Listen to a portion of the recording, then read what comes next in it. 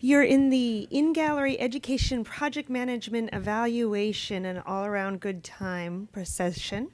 And we're going to have Gavin talk to us about botanic gardens and then Kathy talk to us about qualitative methods in gallery.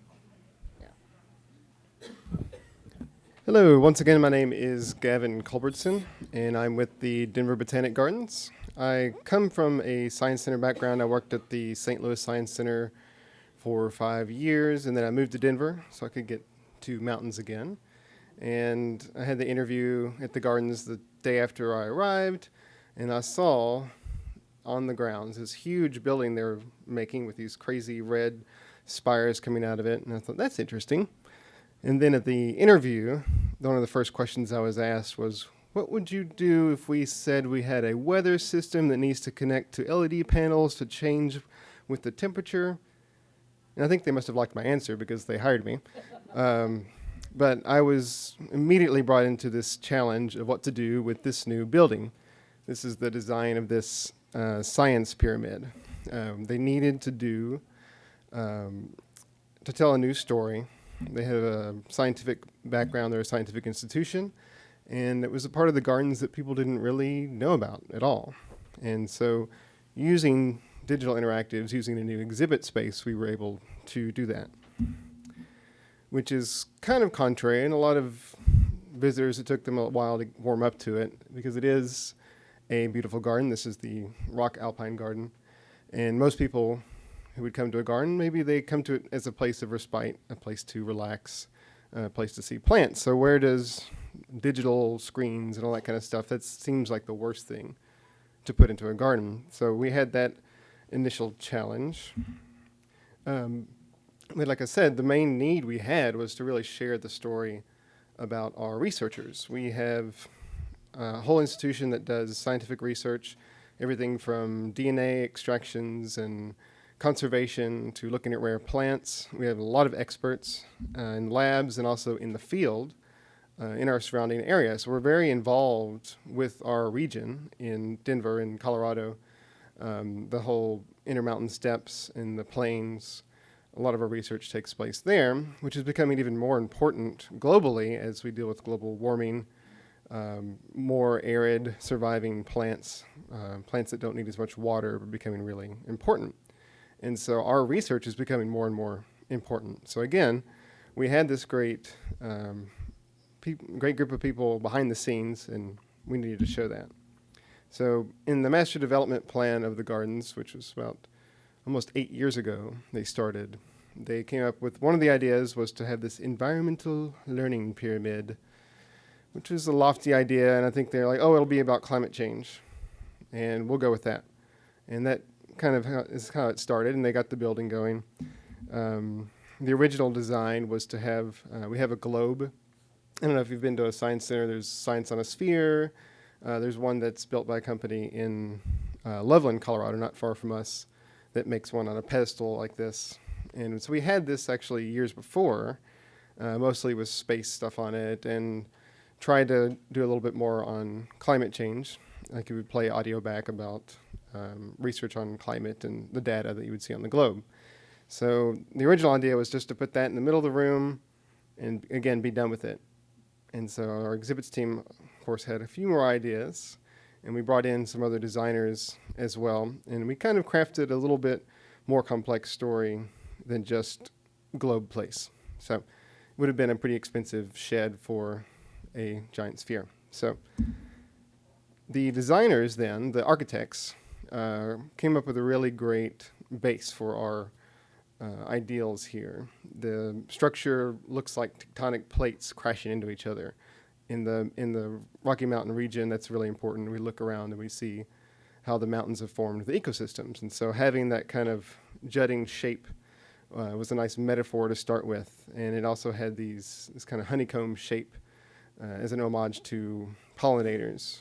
And so those kind of things were inherent in the building itself. So the challenge was, how are you going to do that with the digital interactives? And then here's the final building later, shortly after it opened. It's the other side of it.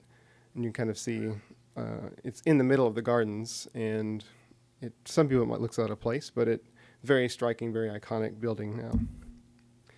And so the original design, we worked with a firm called Second Story, and I believe we have someone over here, Daniel, who was previously with Second Story and worked with us to come up with a concept of what would be inside this great iconic space. How are we going to really live up to that challenge? And so in this, we had a design with different interactive tables that would have screens on them, and these big pylons, those kind of taller structures that would have big LED panels that would change color with the weather. It would attach to our weather system because the horticulture team would always use the weather data for keeping track of their plants and records and through the years. So we were able to tap into that as well in the system. So some complex ideas to begin with. And then there were four main interactive types. We had these peep pylons, where little peepholes, and you would look in and see a video that would start playing. We had listening devices where audio would conduct through the bone, and people could listen to audio sounds from around the steps, like animals and storms and bugs, things that would be in the ecosystems that we're talking about. And also, again, these kind of tables that have screens in them that go into more in-depth content. And also one with kind of a rotating dial to have a little bit of physical interaction with the more slideshow type content. So here's what it looks like now when it opened. It's kind of an open space. You obviously see the pyramid shape from the inside, and you can see the structure, and people just wander around. It's kind of self-guiding, and they can see and use the different interactives. You can see we put the globe kind of in the corner, not dead in the center. So, and here's one of the audio ones, again, which I think is really interesting because the sound will actually pass through your bone, which is another kind of exciting thing for people. They don't figure it out at first, but once they do, it's usually an engaging experience, and you see them run around to each one trying to figure out what the different sounds are.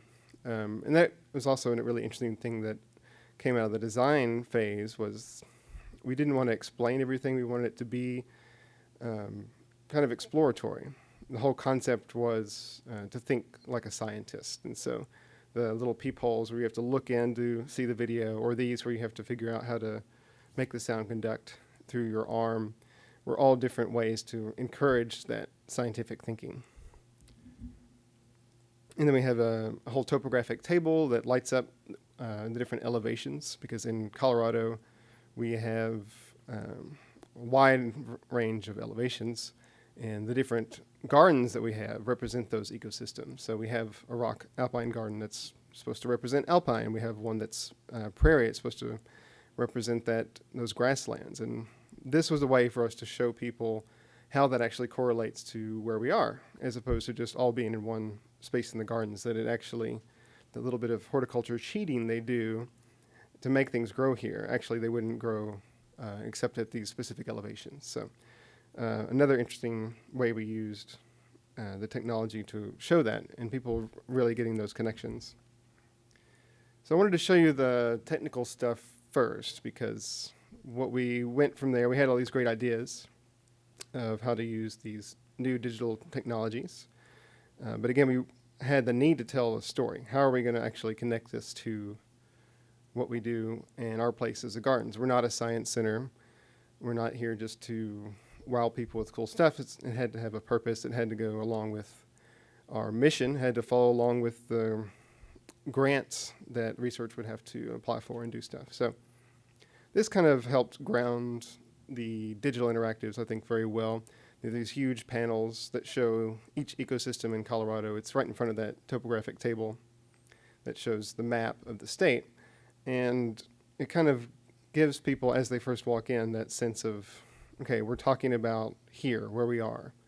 It gives people that sense of space. It's not the challenge with the climate change topic, which was kind of the original issue, was that it didn't connect really directly. There is the scientific research, we talk about the issue a lot, but in terms of really presenting it, we found that focusing on our region, focusing on our specific expertise, really gave us a unique space. and also helped focus what we did with these interactives. They all told a story that kind of coalesced into a certain point. One of the things was we have experts that wrote the book on what is a steppe region being an arid climate at a higher elevation, and certain types of plants only live there and survive really well. Again, those kind of regions are becoming more important because as places get or desertified, those kind of plants are the ones that people will want. So this I was actually able to work with our experts to make this map quite novel. It's unique science that we're creating, and then put this on our globe. So again, we were using a legacy technology and put it into this new space. I'll also mention that the menu there on the left was the original one with these kind of green buttons and classic Windows 95 metal frames, which I then had to adapt to fit more with the design of the rest of the interactives that were new. But I was able to kind of reverse program that in a way that fit the style and also told the story that we wanted it to. It wasn't just something that would show cool space planets. The kids still find the planet stuff, it's buried, but we were able to reorganize it in a way that worked better with the whole exhibit. And the other role we have in the community is not just educating people as the experts. We also really wanted to be inspiring citizen science. And that has to do with what everyday, ordinary people can do to help us collect data, especially with plants. If people have gardens, people are outside in parks, they can help make observations and share with the scientific community. And so we do a lot with school groups that come through, and also just anybody, visitors. We have our researchers and scientists at this demonstration desk, and they do different demonstrations. One, we show plant cells. They have a microscope they set up, and it projects on this big TV in the back, and they can see the different plant cells. Like these are the stomata, and it tells people how plants breathe. And then again, that even connects to a bigger picture of climate change, because we have records of plants for many, many years, and we see that when there's more carbon dioxide in the air, well, you can see that as in evidence in the plants, because the cells that are required to breathe, there's less of them. The plant doesn't need as many of those cells because there's already more carbon dioxide in the air. And so we're kind of getting those grains of knowledge and sharing that in an interesting way with the space. This is a demo where they're looking at DNA, and we can extract DNA from a strawberry. And people can actually do that in the space that we have here. And again, that connects with the whole table about the scientific research on rare plants. We mentioned that in the digital interactive, people can look through it. And we also have the demo where people can actually see how that's done. And it's like, oh, it brings this science to life. So I think for every digital interactive, what we've learned is that it's really great to have a social interaction as well. And that table has been really, really important for that space to really bring it to life. So I think that balance is important. And again, there's a whole section also on citizen science. We have trying to encourage people to get involved with rain gauges, and they can kind of gauge how much rain, because Denver's a pretty dry climate. Phenology tracking, looking at when plants bloom, that changes, and that has an effect on what we know about our ecosystems. We had this emerald ash borer for the ash trees, and that was a big issue, and so we were able to share that with people and tell them how they could notice that damage on trees, because we had a couple of quarantines in Boulder, I believe, north of Denver, and where the trees had to be cut down and taken away very carefully. So we're really trying to find ways to connect with specific community, regional issues, and also doing it in a unique way. We were also able to take some of, this is me, at a TEDx conference, and from the stuff that we developed at those demos, we were able to actually put stuff together to do mobile, to put on an iPad, and we're still working on developing other ways we can do that. But having that content base and that experience in our own exhibit really helped when we went out in the field to share it with different groups. And that brings me to kind of the point of all of this. We have all this great stuff. We're sharing the science, but what does it actually do? You know, what's the so what after all is said and done? And so what happened, ideally, is that, again, we have this discovery that's happening. We have a scientific institution. That's great in and of itself. But then through the digital media that I'm creating with the exhibits team, we're then sharing that in the space where education is happening. Again, education also has school groups that come through, which is very focused on education, but we hope that everyone in the space is learning something. And then the action items for that become even more important for us as an institution. One, we're encouraging citizen science. And with that, we really have the researchers in front of people. They're learning stuff in the space. The researchers can then use that as metrics for grants. They can say there were 400 people in the science pyramid every day, and they learned about these issues. We're teaching people. We're part of the community. That's really a really big bonus for federal grants to do research, which is almost how they're entirely funded. Every bit of research they do depends on a specific grant. And then the catch-22 on that was that they couldn't really be in the pyramid too much because the grants would specify that, oh, well, you have to be doing this research. You need to be plucking the strawberries' DNA out in your lab. And so they couldn't always be in the science pyramid. And that's when we actually brought in all of our volunteers, our docents, and trained them. So I had to train them on how to use the microscope and the camera and the setup. And the scientists trained them on the topics. And all of a sudden we had this great workforce that was helping to create this cycle. The volunteers were in there a lot, and it's becoming kind of more regular occurrence in the pyramid where we have these demonstrations. Again, they're sharing this with our visitors, and again, that leads back into this cycle. And so I think that's really the ideal. It's something we're still kind of figuring out and refining, how specific the interactives are compared to that. But finding that balance has been a real key for us in the space to really make it work. So I would just encourage anyone who's looking at developing a new exhibit space, even if it's not, a huge pyramid like this, whatever kind of shape and size it is, it could be a square pyramid, a square science place. But whatever it is, I think it's important to look at how your digital interactives really work with the space and with your visitors, and how you can encourage that social interaction in the same area. Because otherwise, they also put my office in the pyramid, which was interesting at first. It was like, oh, I'm at this fancy pyramid. I'm the captain of the ship. But then when 100 kids run by your desk almost every day when you're trying to work on a spreadsheet, it's a different experience. But I was able to observe the interactions with people. And there's all sorts of people that come through, and you have to respect those different types. People come through with strollers, and they're just talking. There's people that are just trying to get to the bathroom.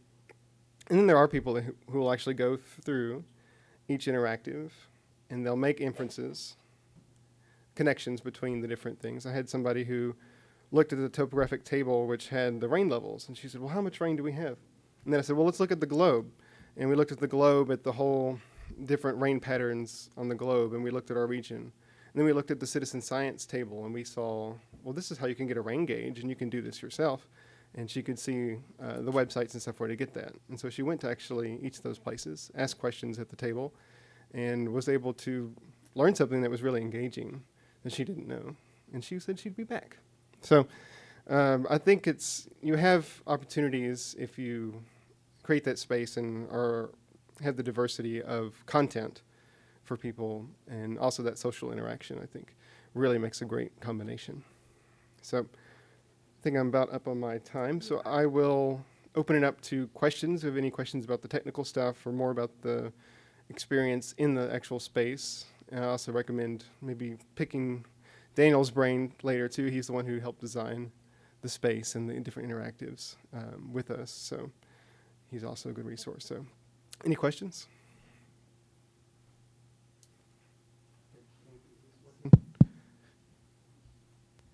Just out of curiosity, how is this funded? It's a terrific project, and I was just wondering how all the funds came together to make it happen. It was mostly bond funded with the city of Denver.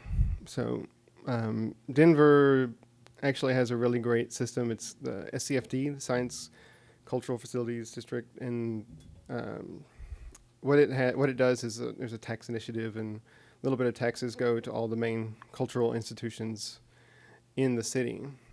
There's one like that also in St. Louis, the Zoo Museum District.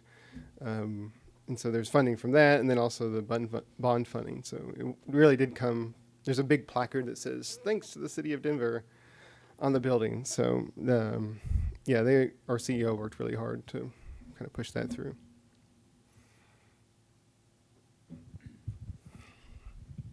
Can you talk a little more about the development of the story in the science pyramid? So the story in the science pyramid, what it ended up being was really telling the story of the step. People would come in and say, "Well, what's the steppy?" And it's like, well, and so what we decided was that in some basic surveys that, well, if people don't know where we are, we can't really tell them about the research that we're doing here. So it kind of goes through a journey of learning about the ecosystems, where we are, all the different types of ecosystems, and then it narrows down to this steppe region, which is where most of the science activity is happening. So we can actually tell those stories of the researcher going out in the shrub steppe that we showed. We can show them one of our researchers going to South Africa and coming back with new plants that he discovered.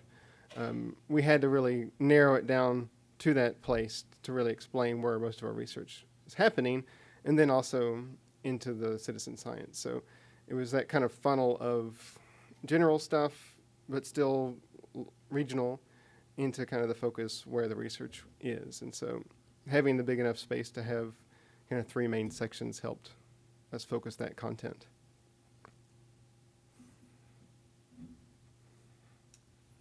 Any other questions? All right. Thank you, Gavin. Thank you. You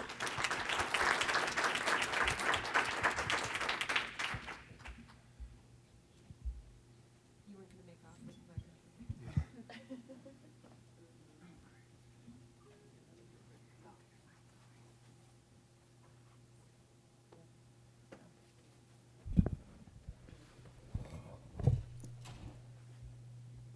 How did you put it in presenter view? No. Just do from the beginning, yeah. Okay. I probably won't press it. But. All right.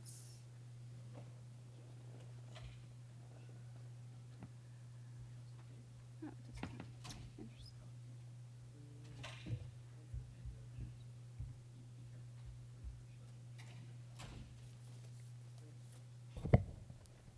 All right, so I think we might be a little early, but is it okay if I get started? Yeah. Okay. So hi, everyone. My name is Kathy Sigmund. I'm a research associate at Randy Korn and Associates. We are an evaluation and planning firm, work mostly with museums, based in DC and also with a small office in New York. So I'm going to talk today about using qualitative methods to evaluate things.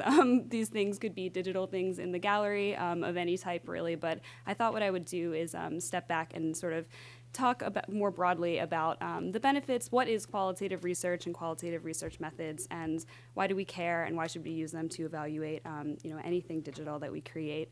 I wanted to talk about this because I firmly believe that qualitative methods are essential to understanding human behavior and experience, right? I want to just sort of say I'm going to dive a little bit deeper into qualitative everything, but there's a lot of value that comes from any data we can collect quantitatively as well. Both sides really have their strengths. But for me, there's things that numbers, any kind of metrics or analytics that you can collect, they just can hint at, but they can't necessarily get at, and we really need that qualitative side as well. So we need the qualitative side to get at things like perceptions and understandings and confusions, all of those things that numbers can give us an idea of what might be going on, but we need to talk to people and watch people in order to get at those things. So with that, what is qualitative research? This sort of is a basic question, but I actually think the term defies a bit of a simple definition. So I'm going to try my best to break it down today. But just some other terms that you might have heard when you've heard the term qualitative. you might have heard, just let some people come in, you might have heard the word sort of interpretive research, naturalistic research, right, in a natural setting. You might have also heard terms like user research and user experience. To me, there's really not very much difference between all of this, so I think from now on, you're mostly going to hear me use the word qualitative, but in terms of methodology and sort of the things that we're trying to get at, I think all of those terms, really are kind of this one and the same. So with that, qualitative research, I'm just going to leave that up there in case you want to read, but qualitative research is really about describing things, decoding things, translating, and really coming to terms with the meaning of things. It's not really about the frequency so much. So some common data collection methods, which I'm sure you're all familiar with and might have used for things that you've tried to evaluate in the past, are interviews and observations. In terms of qualitative research, people often think of focus groups as well. I just want to make the point, those are awesome. They're just really a particular kind of interview. More so than a totally different type of thing. But qualitative research is really about understanding the meaning of what's going on in a particular context. One thing that characterizes a qualitative study is that they're emergent and they're very flexible. And so what I mean by that is that in a quantitative study of any kind, right, whether you're gathering data from a website or from any metrics that can be collected from any kind of touch table or other interactive you have in a gallery space, I think it's a little bit easier to predict ahead of time what some of the answers might be. You might have a huge data set, but with numbers, there's sort of a limit to the kinds of possibilities that are there. And with qualitative, you can go in with an idea of what may be happening, but things emerge often very unexpectedly. And so for that reason, qualitative studies are really flexible. And as data is being collected, and even throughout the analysis process, you have to kind of go with the flow a little bit more in a qualitative study. So now what I'm going to do is I'm going to dive a little bit deeper into what I think are some of the sort of big, unique qualities of doing qualitative research, things that make it special and that make it valuable. And to illustrate this, I'm going to pull from a couple of examples of some evaluations of digital in-gallery components that our K&A, Randy Corn and Associates, has done fairly recently.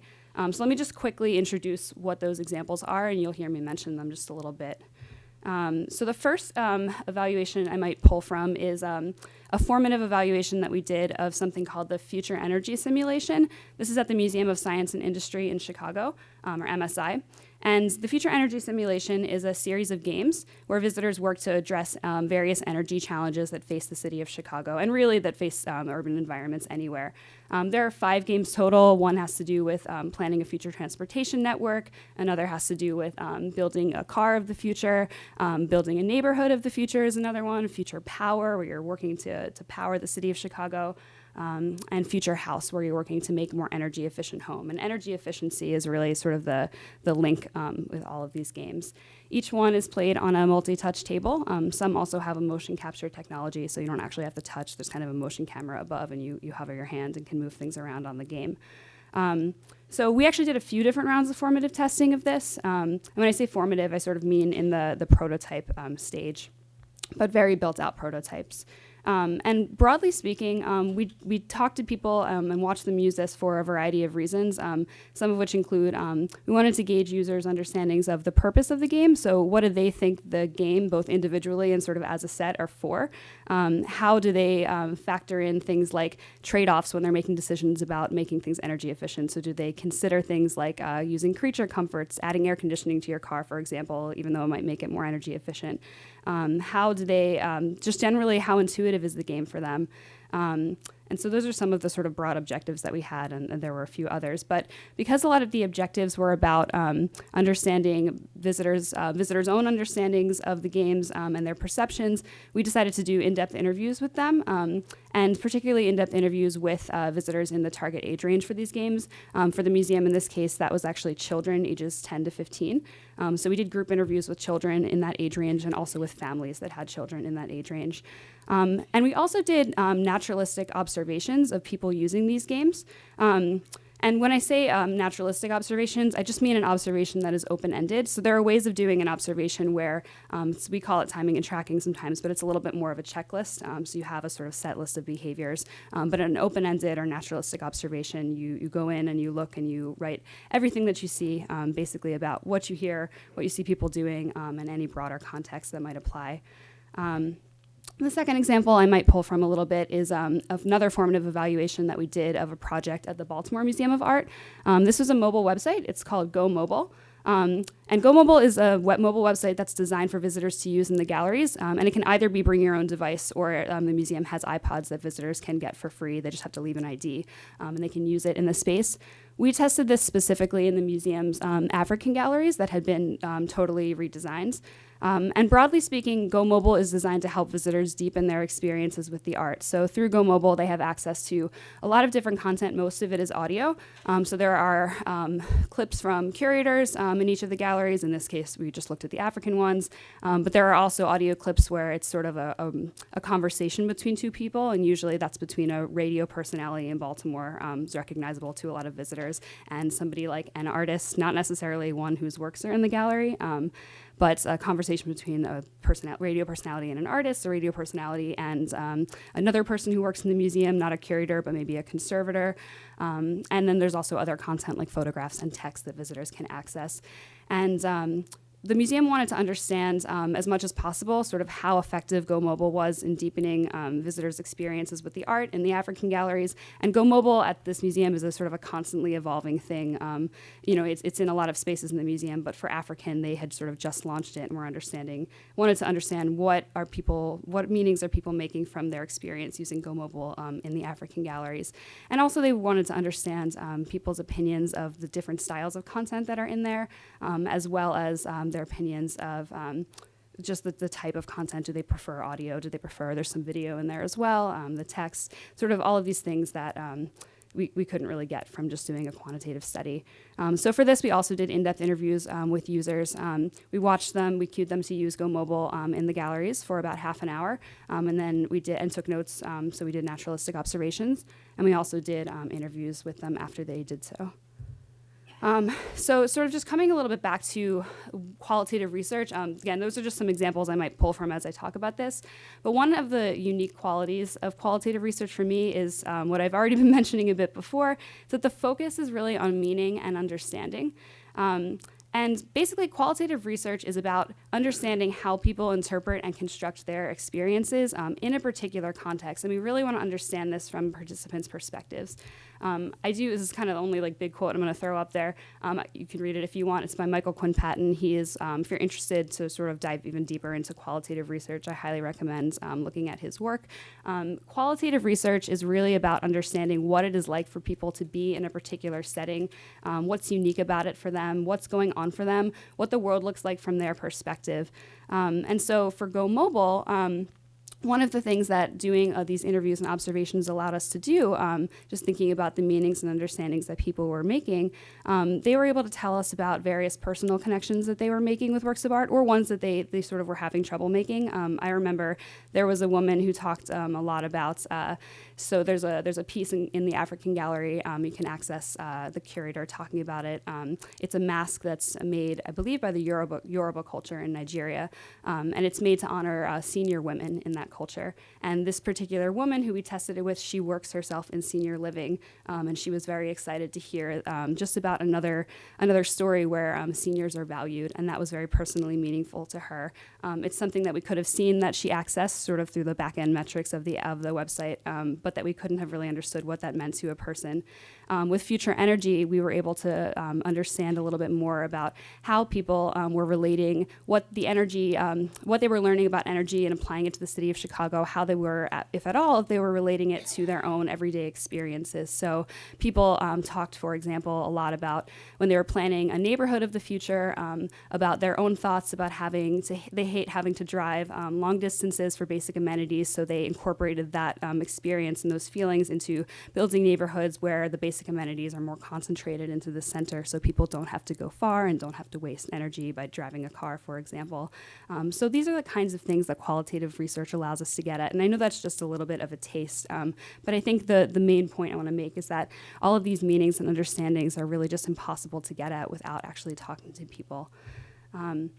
I think the second unique quality of I'm going to try to use like the word quality a little bit less, but one of the characteristics that also makes qualitative research unique is that the data is very, very rich and descriptive. And this comes from the open-ended nature of interviews and observations. So in interviews in particular, we use a lot of probes to get people to elaborate further, to clarify their ideas. And at the end of the day, this results in a lot of data. Even though you often have a really small sample size, right? You might only watch or talk to 15 or 20 people. It's not that many, but you're going to have a lot of information. And you might be wondering, like, why bother? Why do we need so much? I don't want to pour through so much information. It seems kind of tedious.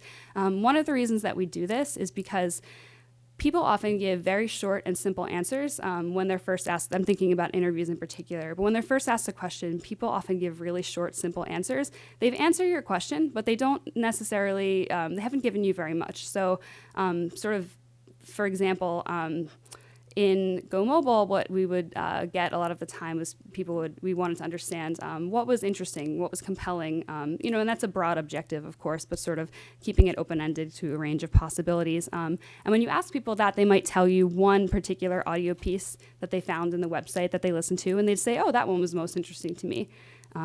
But that's not much about why, and that's really what we want to know. The why is always what's very important, and it's what's most difficult to get at. I think it's why your data ends up becoming really rich and descriptive, because it requires quite a lot of probing to get at it. So if you ask them why is that, as your very first probe, for example, somebody might say, oh, because I like that audio piece, it gives me a cool perspective. Okay, well, what makes it cool? How did that enhance your experience with that particular artwork? What can you tell me more about what that did for you? What was cool about it?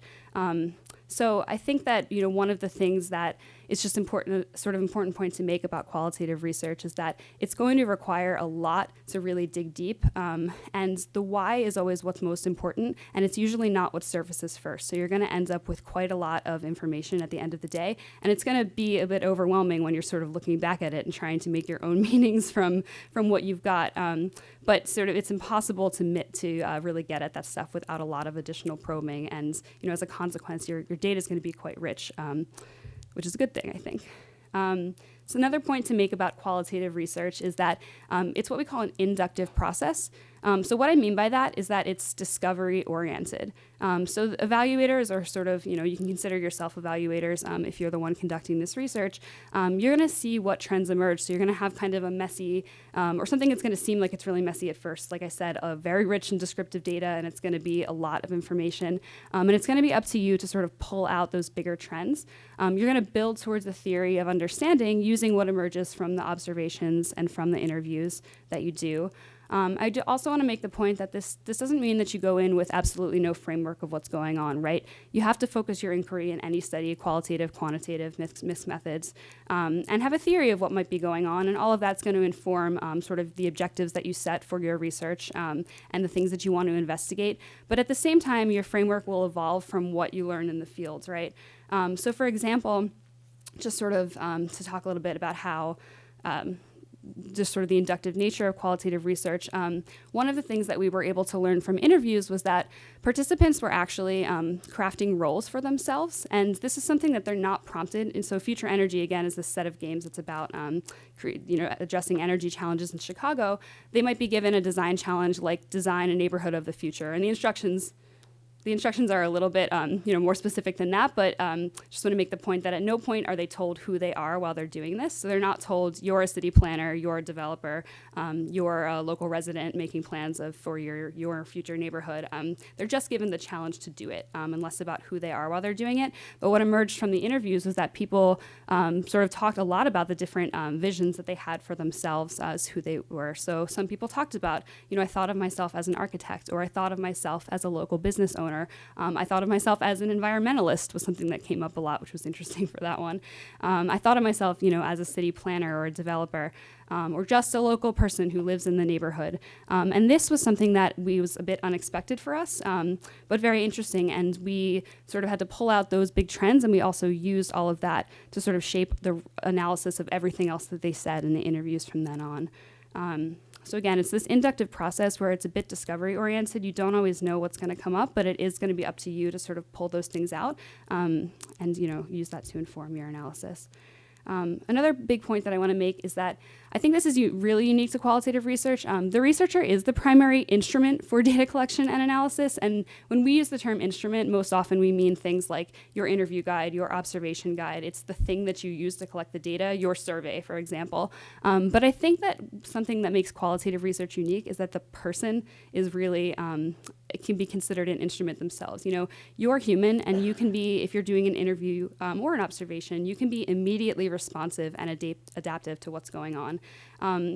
You know, you can check with your interview respondents, for example, about what they said. You can check with them about the accuracy of your assessment of their of what they've shared with you. So, you know, you can say, for example, oh, well, it sounds like, you know, they've shared, you sort of will let them go on and on as open-ended as possible. But if you're still having trouble in the moment of interpreting what it is you think they mean, you can check with them, and that's something that's okay. You can say, it sounds like, you know, you're having a bit of an issue with this, or it sounds like this is what you're telling me is most compelling. Is that correct? And that's something that sort of quantitative, it's harder to do in the moment of quantitative data, but I think that the ability to do that is really a strength of any qualitative research.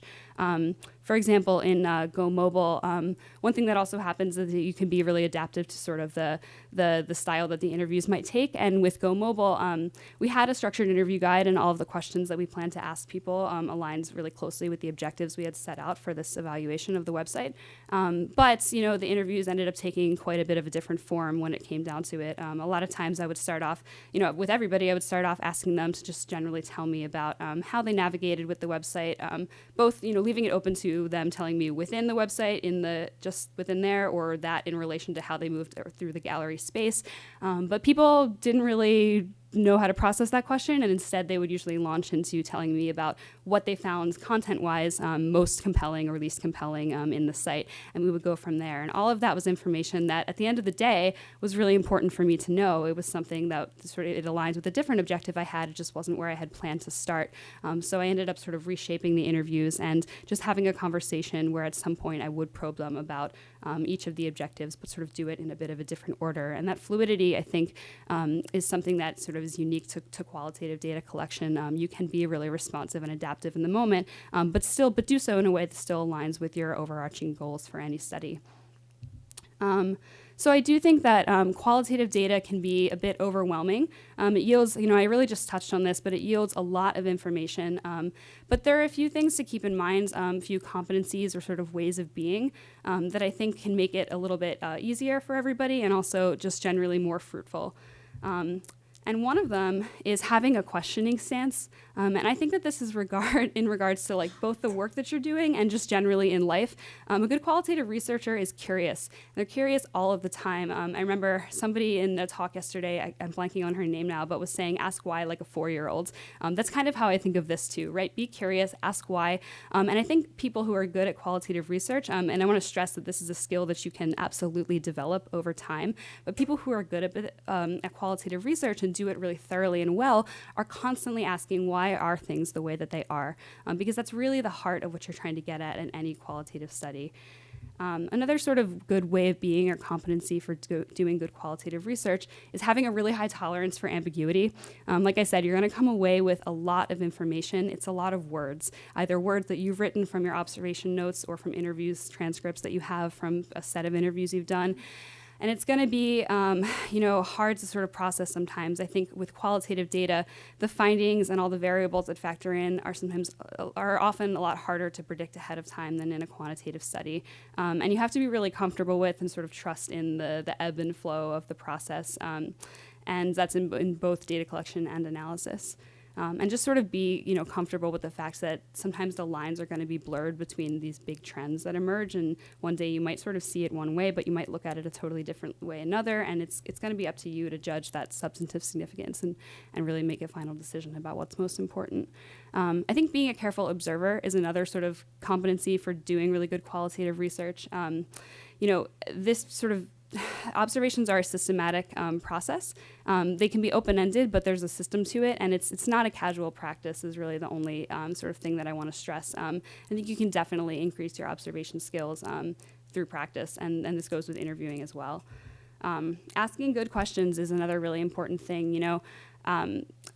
qualitative analysis requires really good open-ended questions, and well-chosen ones are really important. Following up with probes, as I stressed earlier, and requesting for more detail and clarification, it's really important to be rigorous about this. But at the same time, you have to be open to trends that emerge. But it's just really important to sort of follow up with as much detail as possible. Because like I said, the why is what really matters, and you often have to dig kind of deep to get there. And it might even not be obvious to you sort of what the big trends are as you're collecting. But as you're collecting any kind of data, and I'm speaking particularly about interviews now, sort of making sure that you're probing as much as possible. Oftentimes I go back and I wish I had probed a lot more, even though I've done it a bit. So I think even if it feels like a lot of overload in the moment, it's not. It's really important to keep going to make sure you get people to say sort of every thought and feeling that they can possibly give you in that moment. And lastly, I think the thinking inductively, and again, sort of this discovery-oriented thinking is a really key competency for doing good qualitative research.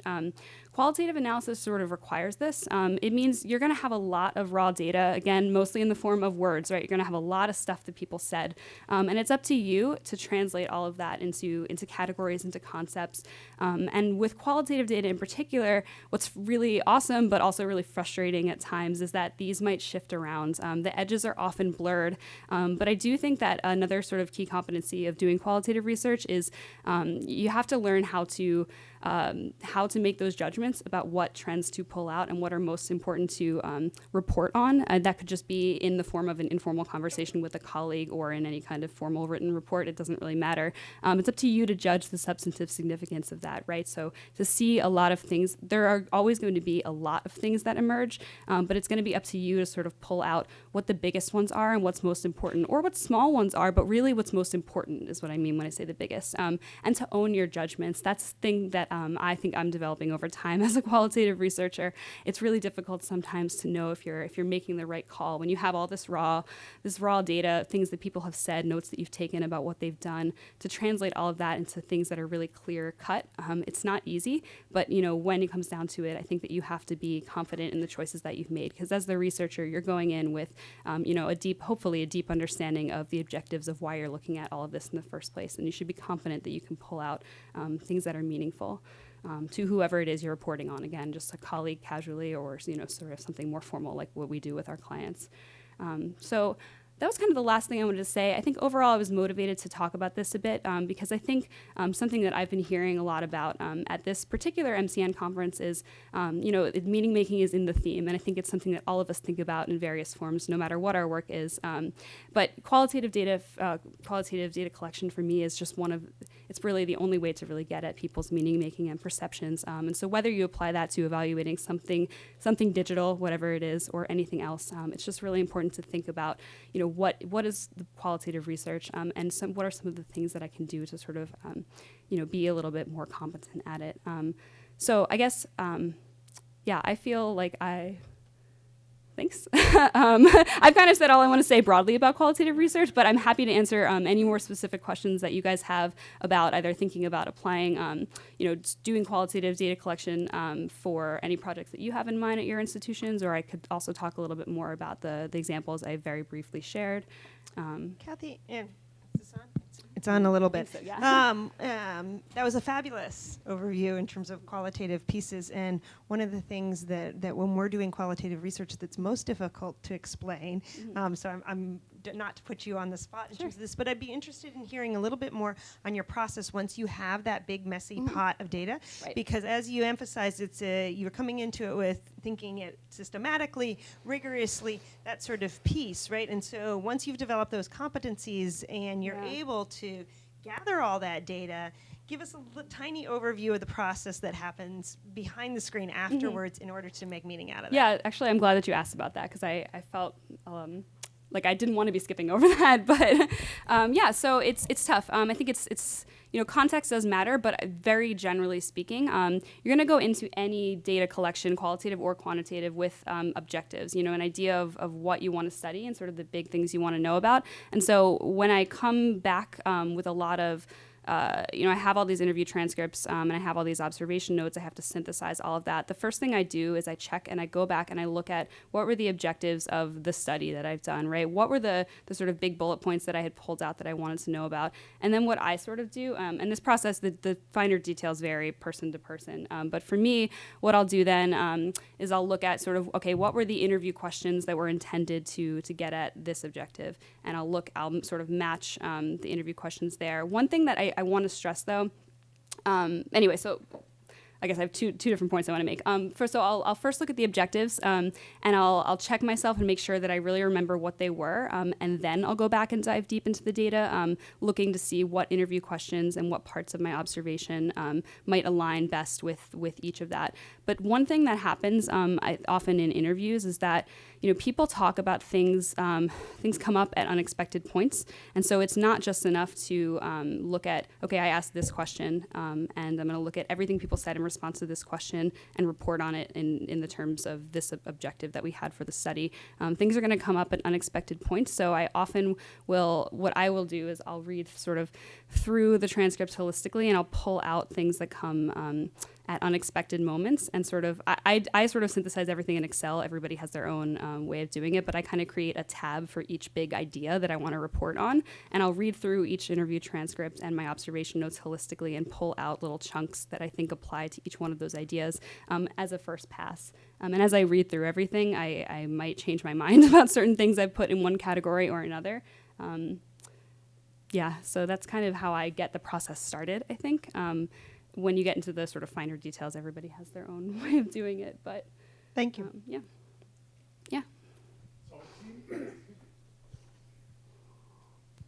So I thought that was great. And I want you to know that I also think every single quality you listed there is the quality of a good business analyst. Someone who is actually working with their own clients, working with their own people.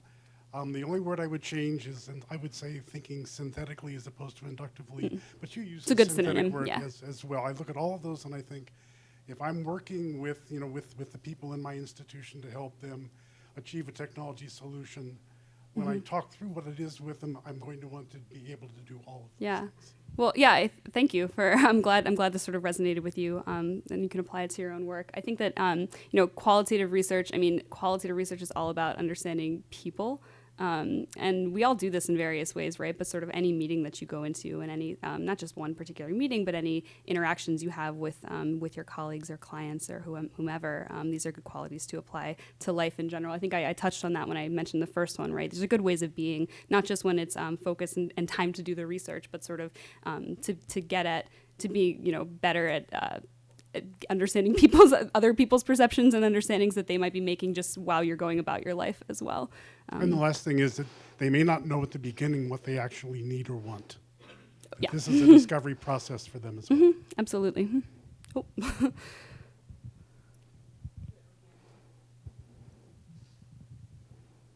So can you just say a little bit about, in order to avoid or to help you filter out some of the messiness in the end, what do you do as far as some kind of demographic profiling up front so you actually have some variables to say, well, this person, defining some ways to basically potentially start to segregate the types of responses you're getting based on who you're actually talking to, and how do you define, pick what those characteristics are? Yeah, that's a great question. I kind of skipped over that a bit.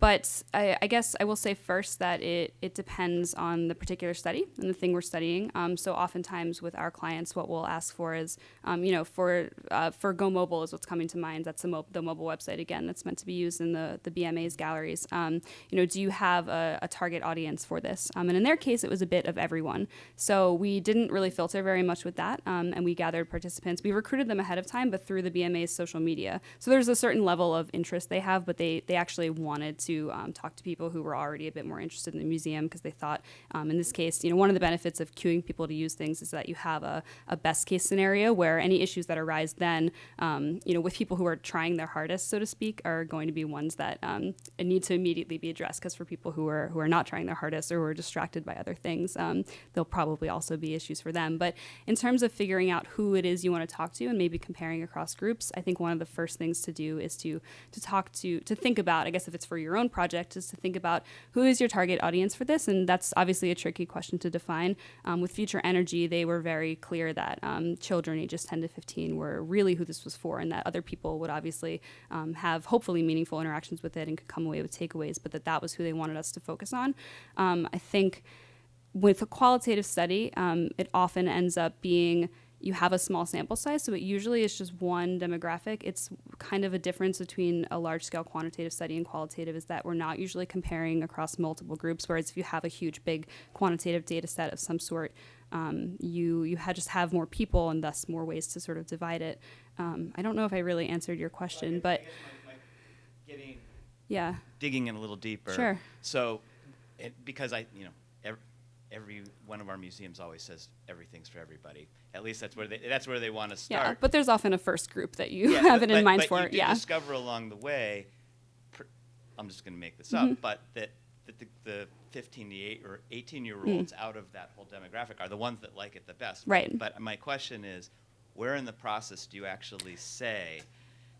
Are you noting that so that when you're looking at just all the raw data that you actually go, oh, this is actually I know who it came from and I can see those things. Right, yeah. because you always find those trends, but you have to be recording something along the way other than just the responses to their answers. Yeah, so my question is, how do you know in advance what to start to record in that way? Well, I think you have to ask yourself what you're interested in. So we, broadly speaking, for any study that we do, qualitative or quantitative, we collect demographic information from the people, and I guess that we talk to. We'll talk about qualitative stuff. And that demographic information is always pretty broad, right? So it's things like age, it's things like gender, it's home, zip code, not hometown, but, and sometimes there are more specific things. Do you identify, what ethnicities do you identify with?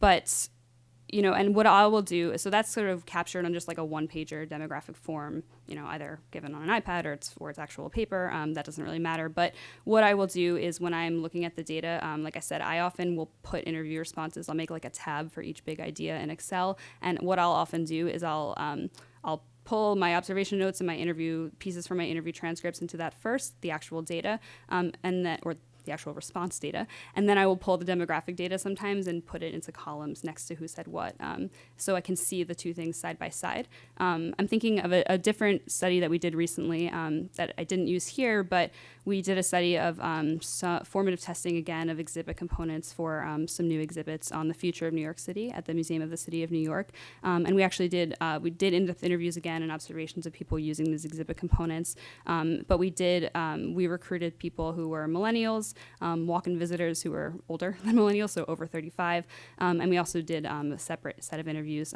with the same components though, but with New York City school teachers, and I aggregated all of that data there, but I kept the sort of group next to each response so that I could sort of sort things and organize things and see if there were any distinct trends in Excel. For me, other people can do it differently, but I could see sort of the distinct trends that were that either were or weren't there between across the groups. So I'll sort of keep that stuff on the side. What I first try to do, though, is just look at, I think I'll admit that I don't usually look at that first because I don't want that to inform the way that I'm looking at things. I want to just sort of see what resonates overall for whoever we've talked to, and then I'll go back and align that things and see if there's anything that's coming up sort of, with those divisions. Have you ever experienced a situation where the qualitative and quantitative data were at odds or seemingly at odds or were telling you vastly different things? Not really, to be honest. I think that oftentimes when we often do things with mixed methods. Usually it's some kind of a summative evaluation of an exhibition where on the quantitative side we might have surveys with people who are exiting the exhibition.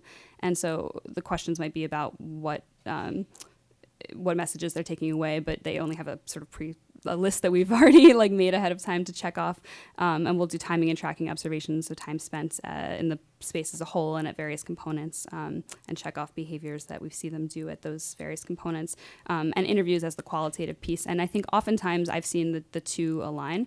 What I think, they get you different kinds of things. I guess I haven't really experienced that very much, but the sort of advice that I would give is that each way that you collect the data is going to tell you a slightly different piece of the story. And so I don't think that they're thinking of it as not aligning.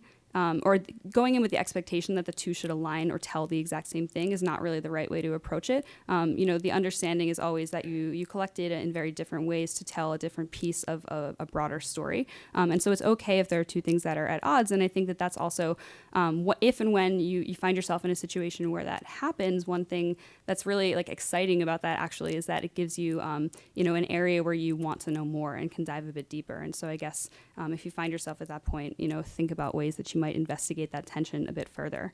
If that's an area that isn't clear, then maybe you need to do a little bit more a further study. Oh no. I'll be around, so.